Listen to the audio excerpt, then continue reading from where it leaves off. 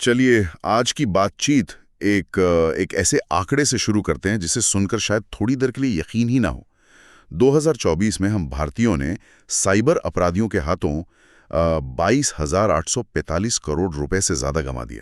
22,000 करोड़? हाँ, और ये पिछले साल के मुकाबले 206% ज्यादा है। 206%? ये तो मतलब रकम इतनी बड़ी है कि इससे कई शहरों का बजट बन सकता है। बिल्कुल। तो आज हम इसी जाल की कह सकते हैं तह तक चलेंगे। भारत में साइबर धोखाधड़ी की जो ये बढ़ती समस्या है उस पर बात करेंगे। हमारे पास सरकारी रिपोर्टें हैं, कुछ दिलचस्प कानूनी मामले हैं और एक्सपर्ट विश्लेषण भी है। और हमारा मकसद सिर्फ ये जानना नहीं है कि क्या हो रहा है, बल्कि ये समझना है कि ये हो क्यों रहा है, इसके पीछे कौन लोग हैं और सबसे जरूरी, इस डिजिटल दुनिया में हम खुद को महफूज कैसे रख सकते हैं। तो शुरुआत करते हैं समस्या के आकार को समझने से। आंकड़े वाकई में डराने वाले हैं। साइबर सुरक्षा की घटनाओं में एक जबरदस्त उछाल आया है।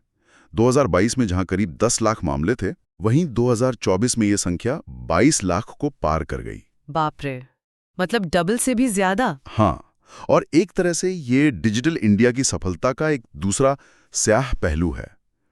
आज भारत के 86% से ज्यादा घर इंटरनेट से जुड़े हुए हैं। लेकिन इसी वजह से हम अपराधियों के लिए एक आसान निशाना भी बन गए हैं। बिल्कुल, ये एक दोधारी तलवार है। जितनी ज्यादा कनेक्टिविटी उतना ही ज्यादा खतरा। और जब हम देखते हैं कि अपराधी निशाना किसे बना रहे हैं, तो तस्वीर और भी गंभीर हो जाती है। सबसे ज्यादा हमले हमारे क्रिटिकल इंफ्रास्ट्रक्चर पर हो रहे हैं, मतलब power grid, banking system, transport network. हाँ, और इसके बाद आते हैं फाइनेंस, हेल्थ और टेलीकॉम सेक्टर। ये वो नसें हैं जिन पर पूरा देश चलता है और अपराधी इन्हीं पर चोट कर रहे हैं। और आम लोगों तक पहुंचने के लिए वो जो तरीके अपनाते हैं, वो तो किसी फिल्म की कहानी से कम नहीं लगते। इनके नाम भी बड़े अजीब हैं। मैंने एक सुना, पिग बुचरिंग। क्या अजीब नाम है। और ये तरीका है भी वैसा ही क्रूर। पिग बुचरिंग में धोखेबाज पहले महीनों तक आपसे एक नकली रिश्ता बनाता है। रिश्ता मतलब दोस्ती का या दोस्ती का, प्यार का। जब आप उन पर पूरी तरह भरोसा करने लगते हैं, तब वो आपको किसी नकली इन्वेस्टमेंट स्कीम में पैसे लगाने को कहते हैं। वो आपको छोटे मोटे मुनाफे दिखाकर आपका भरोसा और पक्का करते हैं। और फिर जब आप एक बड़ी रकम लगा देते हैं, वो गायब हो जाते हैं। बिल्कुल। इसे पिग बुचरिंग इसीलिए कहते हैं क्योंकि वो अपने शिकार को पहले खिला पिलाकर मोटा करते हैं और फिर एक ही बार में सब कुछ ले जाते हैं। ये तो सिर्फ पैसों की नहीं, भरोसे की भी चोरी है। बहुत ही भयानक। और एक और नाम मैंने सुना, फैंटम हैकिंग। ये क्या चीज है। फैंटम हैकिंग में धोखेबाज आपको किसी सरकारी एजेंसी का अधिकारी बनकर फोन करता है, जैसे पुलिस या सीबीआई। हाँ, या फिर किसी टेक सपोर्ट कंपनी का। वो आपको डराएगा कि आपका फोन या कंप्यूटर हैक हो गया है और आपका सारा डेटा खतरे में है। फिर वो आपकी मदद करने का नाटक करेगा और कहेगा कि आप अपने सारे पैसे एक सुरक्षित सरकारी खाते में ट्रांसफर कर दें। अच्छा, और वो सुरक्षित खाता असल में उसी धोखेबाज का होता है। मतलब चोरी पुलिस बनकर कह रहा है आपका माल खतरे में है, मेरे पास रखवा दीजिए। बिल्कुल, ये एक कमाल की मनोवैज्ञानिक चाल है। डर का ऐसा फायदा उठाया जाता है कि इंसान सोचने समझने की हालत में ही नहीं रहता। और इसी डर और लालच के कॉकटेल पर ये सारे घोटाले चलते होंगे। हाँ, ऑनलाइन सट्टेबाजी, जहां रातों रात अमीर बनने का सपना दिखाया जाता है, या फिर इंस्टेंट लोन ऐप्स। ओह, ये लोन ऐप्स तो बहुत खतरनाक हैं। बहुत ज्यादा। ये आपको बिना किसी कागजात के लोन देने का वादा करती हैं, लेकिन असल में आपके फोन से आपका सारा पर्सनल डेटा चुरा लेती हैं और फिर आपको ब्लैकमेल करती हैं। इन सामाजिक तरीकों के अलावा स्पूफिंग और फिशिंग जैसे तकनीकी तरीके तो हैं ही, जिनमें वो आपके बैंक या किसी भरोसेमंद संस्था का मुखौटा पहनकर आते हैं। सही कहा। और अब तो इसमें डीप फेक भी जुड़ गया है, जो इसे और भी ज्यादा खतरनाक बना देता है। हाँ, अब तक तो हम आवाज सुनकर पहचान जाते थे, पर अब तो वो भरोसा भी गया। और इसी भरोसे का फायदा उठाकर यूपीआई फ्रॉड को एक नए ही लेवल पर ले जाया जा रहा है। सही बात है। यूपीआई जो हमारी सुविधा के लिए बना था, अपराधियों के लिए एक आसान हथियार बन गया है। क्योंकि ये इंस्टेंट है। हाँ, तुरंत पैसे ट्रांसफर कर देता है। एक बार पैसा गया तो उसे वापस लाना लगभग नामुमकिन हो जाता है। ये सब सुनकर तो ऐसा लगता है कि ये किसी एक व्यक्ति का काम नहीं है। इसके पीछे पूरी की पूरी इंडस्ट्री काम कर रही है। तो सवाल उठता है कि ये लोग हैं कौन और ये कहां से काम कर रहे हैं। यहीं पर जामताड़ा नेक्सस की बात आती है ना। हाँ, जामताड़ा इस समस्या का एक तरह से पोस्टर बॉय बन गया है। लेकिन अब ये सिर्फ झारखंड के एक छोटे से जिले तक सीमित नहीं है। तो ये फैल गया है? बिल्कुल, ये एक कह सकते हैं पूर्वी भारत की डिजिटल क्राइम बेल्ट बन चुका है। राजस्थान, यूपी और हरियाणा का मेवात इलाका, झारखंड का जामताड़ा। और अब तो बड़े शहर भी इसमें शामिल हैं। हाँ, अब अहमदाबाद, हैदराबाद, चंडीगढ़ जैसे शहर भी इसके हॉटस्पॉट बन गए हैं। ये कुटीर उद्योग की तरह पूरे देश में फैल गया है। लेकिन इन्हीं इलाकों में क्यों? मतलब इसके पीछे क्या वजह है? इसके पीछे गहरे सामाजिक आर्थिक कारण छिपे हैं। इन ग्रामीण और अर्धशहरी इलाकों में बेरोजगारी बहुत ज्यादा है। युवाओं के पास डिग्रियां हैं लेकिन नौकरियां नहीं हैं। उनके हाथ में दो चीजें हैं, सस्ता इंटरनेट और एक स्मार्टफोन। बिल्कुल। और जब महत्वाकांक्षा और अवसर के बीच की खाई बहुत बड़ी हो जाती है तो कुछ लोग अपराध का शॉर्टकट अपना लेते हैं। और डिजिटल साक्षरता की कमी वो इस आग में घी का काम करती है। तो इनका काम करने का तरीका कैसा होता है? क्या ये कोई बहुत बड़े हैकर होते हैं? ज्यादातर नहीं। इनका पूरा मॉडल बहुत ही व्यवस्थित और जमीनी है। ये 18 से 30 साल के बेरोजगार युवाओं को भर्ती करते हैं। उन्हें ट्रेनिंग दी जाती है। ट्रेनिंग? कैसी ट्रेनिंग? इसके लिए टेलीग्राम चैनल और स्थानीय गुरुओं का इस्तेमाल होता है। ये लोग नकली कॉल सेंटर चलाते हैं। डेटा ब्रोकरों से हजारों लोगों के फ़ोन नंबर और उनकी निजी जानकारी, जैसे कि उन्होंने हाल ही में कौन सा सामान खरीदा है, बहुत सस्ते में खरीद लेते हैं। और फिर कॉलिंग का सिलसिला शुरू होता है। हाँ। और जो पैसा आता है वो सीधे अपने खाते में तो नहीं लेते होंगे? बिल्कुल नहीं। यहीं पर मनी म्यूल्स का रोल आता है। Money mules? ये ऐसे लोग होते हैं जो कमीशन के बदले अपने बैंक खातों का इस्तेमाल करने देते हैं। धोखाधड़ी का पैसा पहले इन खातों में जाता है और फिर कई अलग अलग खातों से होता हुआ मुख्य अपराधी तक पहुंचता है, ताकि पैसे का निशान मिटाना आसान हो जाए। सही। और मुख्य अपराधी पकड़ में नहीं आते। ये तो बहुत ही जटिल नेटवर्क है। इसे समझने के लिए कोई असली मामला देखते हैं। हमारे स्रोतों में भारत के पहले साइबर क्राइम केस का जिक्र है जिसमें सजा हुई थी, SonySambandh.com केस। हाँ, ये केस बहुत दिलचस्प है क्योंकि ये हमें बताता है कि ये समस्या कितनी पुरानी है। ये बात 2002 की है। 2002? उस जमाने में तो इंटरनेट इतना आम भी नहीं था। नहीं था। SonySambandh.com एक वेबसाइट थी जिससे NRI लोग भारत में अपने परिवार वालों को सोनी के प्रोडक्ट भेज सकते थे। नोएडा के एक कॉल सेंटर में काम करने वाले 24 साल के आरिफ अजीम ने एक अमेरिकी नागरिक के क्रेडिट कार्ड की डिटेल चुरा ली। और फिर आरिफ ने उसी क्रेडिट कार्ड की जानकारी का इस्तेमाल करके वेबसाइट से एक टीवी और एक हेडफोन ऑर्डर किया और डिलीवरी का पता अपना दे दिया। और कंपनी ने सामान डिलीवर भी कर दिया। हाँ, लेकिन 1.5 महीने बाद जब अमेरिका में बैठे असली कार्ड होल्डर ने अपने स्टेटमेंट में ये खरीदारी देखी तो उसने शिकायत की। और फिर CBI ने जांच की और आरिफ को पकड़ लिया। बिल्कुल। ये केस दिखाता है कि ये समस्या जितनी नई लगती है उतनी है नहीं, बस तरीके और पैमाना बदल गया है। पहले क्रेडिट कार्ड से एक टीवी खरीदा जाता था, आज एक फोन कॉल से हजारों लोगों के खाते खाली कर दिए जाते हैं। तो जब समस्या इतनी बड़ी और पुरानी है तो सवाल उठता है कि सरकार इसे निपटने के लिए कर क्या रही है? बजट में तो काफी ध्यान दिया जा रहा है। 2025-26 के केंद्रीय बजट में साइबर सुरक्षा के लिए करीब 782 करोड़ रुपए रखे गए हैं। हाँ, सरकार ने एक बहुस्तरीय रणनीति अपनाई है। पहला स्थल है कानूनी ढांचा। हमारे पास IT एक्ट 2000 है, जिसकी धारा 66C और 66D सीधे सीधे इन अपराधों पर लागू होती हैं। 66C पहचान की चोरी और 66D किसी और का भेष धरकर धोखा देना।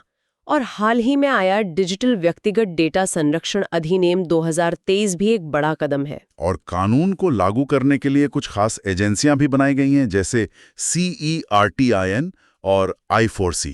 ये क्या काम करती हैं? सर्टन यानी Indian computer emergency response team हमारी राष्ट्रीय एजेंसी है जो किसी भी बड़े साइबर हमले की स्थिति में सबसे पहले एक्शन लेती है। और I4C यानी भारतीय साइबर अपराध समन्वय केंद्र सभी राज्यों की पुलिस और केंद्रीय एजेंसियों के बीच तालमेल बिठाता है।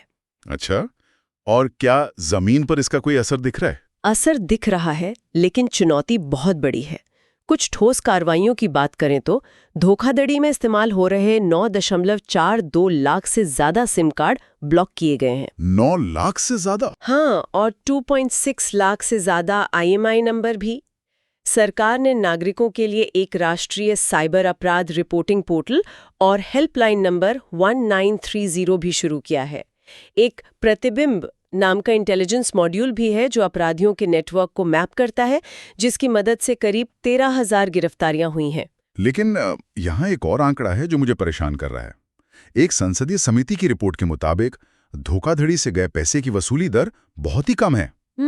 2021-22 के बीच सिर्फ 10.4%। और सजा की दर तो और भी कम है। हाँ, वो तो और भी ज्यादा चौंकाने वाली बात है कि साइबर अपराधों में सजा की दर 2021 में महज 0.89% थी। आपने बिल्कुल सही नस पकड़ी है। यही इस पूरी लड़ाई की सबसे कमजोर कड़ी है। एक मिनट, 0.89%। इसका मतलब है कि 100 में से 99 से ज्यादा अपराधी साफ बच जाते हैं। लगभग यही मतलब है। ये तो अपराधियों के लिए एक तरह से खुली छूट है। क्या इसका मतलब ये है कि ये अपराध साबित करना ही लगभग नामुमकिन है? नामुमकिन तो नहीं, लेकिन बेहद मुश्किल है। इसके कई कारण हैं। पहला, डिजिटल सबूत बहुत नाजुक होते हैं और उन्हें आसानी से मिटाया जा सकता है। और अपराधी भी काफी चालाक होते होंगे। बहुत ज्यादा।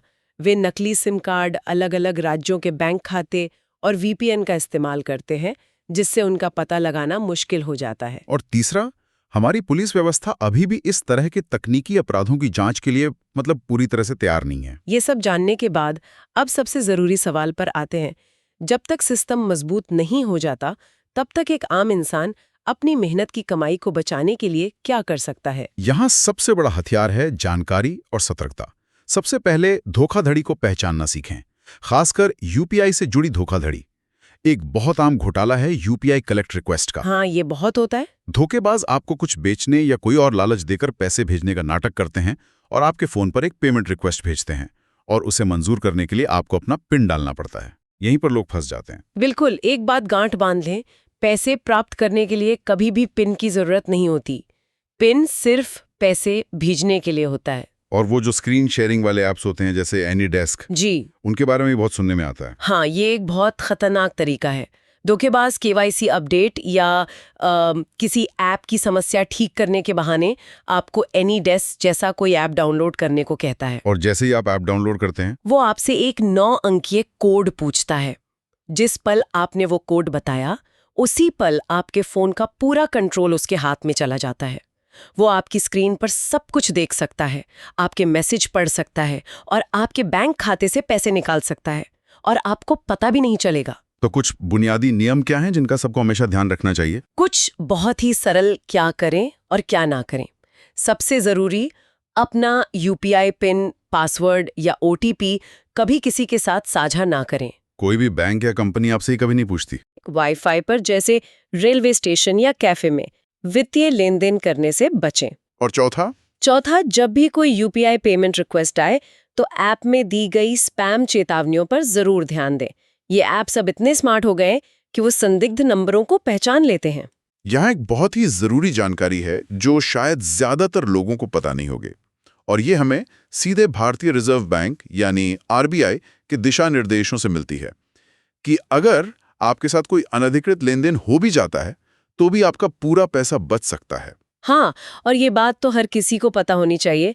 RBI का लिमिटेड लायबिलिटी का नियम कहता है कि अगर आप किसी अनधिकृत लेन देन की रिपोर्ट 3 कार्य दिवसों के भीतर कर देते हैं तो आपकी देनदारी 0 होगी। Zero liability. हाँ, इसका मतलब है कि बैंक को आपको पूरा पैसा वापस करना होगा, चाहे गलती किसी की भी हो। और अगर 3 दिन के बाद रिपोर्ट करें तो मान लीजिए 4 से 7 दिनों के बीच, तब आपकी देनदारी सीमित होगी, जो आपके खाते के प्रकार के आधार पर 5,000 से 25,000 रुपए तक हो सकती है। तो भी एक बड़ी राहत है। बिल्कुल, लेकिन अगर आप 7 दिनों के बाद रिपोर्ट करते हैं तो हो सकता है आपको पूरा नुकसान उठाना पड़े। इसलिए जैसे ही धोखाधड़ी का पता चले, एक मिनट कीमती है। तो रिपोर्ट करने की सही और सबसे तेज प्रक्रिया क्या है? 3 कदम है और इसी क्रम में करने हैं। पहला, तुरंत हेल्पलाइन 1930 पर फोन करें या cybercrime.gov.in पर ऑनलाइन शिकायत दर्ज करें। ये गोल्डन आवर कहलाता है। जितनी जल्दी आप रिपोर्ट करेंगे, पैसे को फ्रीज करने की संभावना उतनी ही ज्यादा होगी। ठीक है। और दूसरा कदम? दूसरा, अपने बैंक को सूचित करें ताकि वे आपका कार्ड और खाता ब्लॉक कर सकें। और तीसरा, सारे सबूत इकट्ठा करके रखें। लेन देन के स्क्रीनशॉट, बैंक स्टेटमेंट, धोखेबाज का फोन नंबर, ये सब जांच में बहुत मदद करते हैं। तो आज की बातचीत से ये बिल्कुल साफ है कि साइबर धोखाधड़ी अब कोई छोटी-मोटी चोरी नहीं है, बल्कि एक संगठित अपराध बन चुका है। इसके पीछे सिर्फ तकनीक ही नहीं, बल्कि बेरोजगारी और डिजिटल निरक्षरता जैसे गहरे सामाजिक आर्थिक कारण भी हैं। बिल्कुल। और सरकार ने एक ढांचा जरूर बनाया है, लेकिन कम वसूली और सजा की दर दिखाती है कि लड़ाई अभी बहुत लंबी है। और अंत में सब कुछ व्यक्तिगत सतर्कता पर आकर टिक जाता है। तकनीक एक दोधारी तलवार है। ये हमारी जिंदगी को आसान बना सकती है, लेकिन अगर हम सावधान नहीं रहे तो ये हमें बर्बाद भी कर सकती है। ये सरकार, बैंकों और हम नागरिकों की एक साझा लड़ाई है। किसे मिलकर और जागरूक रहकर ही जीता जा सकता है। बिल्कुल। और इसी के साथ हम अपने श्रोताओं के लिए एक सवाल छोड़ना चाहेंगे। हमने देखा कि जामताड़ा जैसी जगहों पर बेरोजगारी साइबर अपराध को कैसे बढ़ावा देती है। अब सोचिए, जैसे जैसे एआई और ऑटोमेशन से पारंपरिक नौकरियां और कम होती जाएंगी, क्या हम भविष्य में और ज्यादा परिष्कृत और बड़े जामताड़ा शैली के केंद्र उभरते हुए देख सकते हैं? एक देश के तौर पर हमें ये सुनिश्चित करने के लिए क्या करना चाहिए कि हमारी डिजिटल क्रांति एक पूरी पीढ़ी को पीछे ना छोड़ दे, जिसके लिए अपराध ही एकमात्र विकल्प बचे?